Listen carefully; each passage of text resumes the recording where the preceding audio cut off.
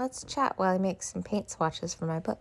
I'm swatching these paints for the book that I'm writing, so I can show you what I use and what I recommend, as well as what to look for as you're shopping for art supplies. Shopping for art supplies can be incredibly overwhelming with all the different brands and textures and colors, and it's always funny because not every brand has the same colors, and even if they are the same color, they're not actually the same color. Like, not all ultramarine blues are created equally, and sometimes they're super vibrant and sometimes they're super dull. And ultramarine blue has a red undertone and phthalo blue has a blue undertone.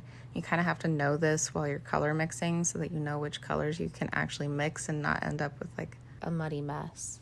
And then you have purple, which is just as much of a disaster if you're trying to mix it from scratch.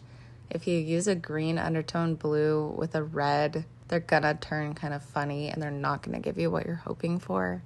And along those same lines, I'll show you with this orange that there are cadmium-free mixtures because it's less toxic. Then you have the traditional cadmium colors, and then you have the option to mix it yourself. Right, so the cadmium and the cadmium-free are very similar, but they're not the same. And then this one just doesn't turn out as vibrant.